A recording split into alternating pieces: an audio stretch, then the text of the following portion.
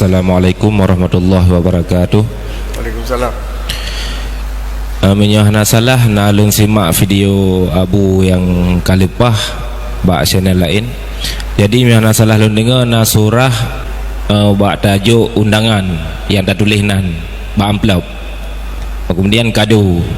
Yang mohon penjelasan Abu pakai surah haji yang betul.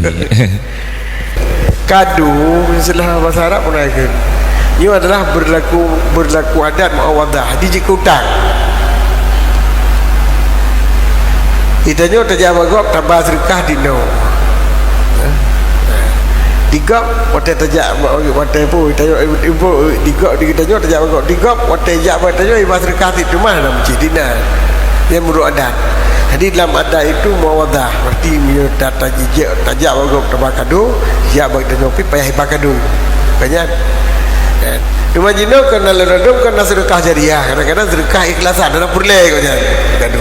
Empat tanda haji pada ketulinan bila ketulinan yang mawadah artinya garap belasan bila ketulinan yang boleh jadi ada garap belasan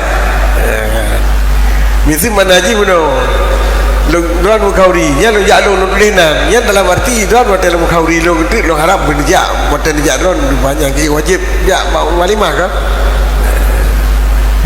maka pegah ini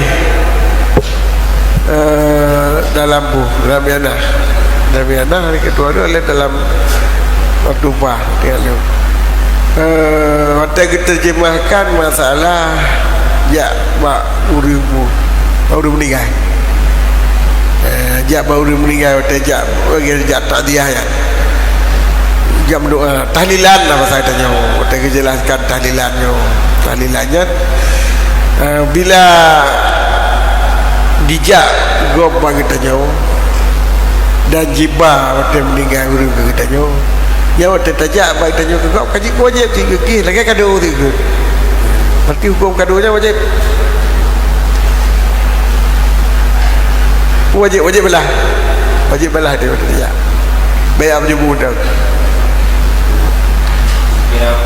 kira utang hai utang dah wajib iya hadang buka hadap kau ada kan aja ya awal betul tu juga kena tajak dalam arti menyenang kesempatan tanya waktu tajak tu yang mana kadu kan utang lagi ji jadi apa yang akan berlaku anda lagi nya di dalam pada utang cuman yang kira-kira bukan benar rujuk je hendak rujuk terkah ada mungkin benar je benar garap yang balas ada garap betul tapi beda lagi nya beliau yang bak kita nyonya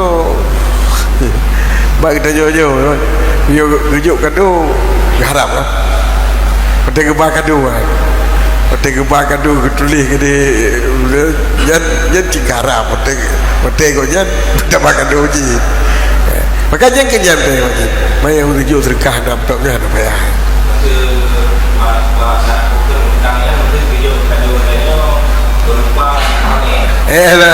ada wajib sadu ada berarti utang kado kau utang ini pada utang kado utang katanya udah tanya pokoknya nak apa pokoknya kita bertanya udah apa kami dah bawaan beda apa jumpa betul tanya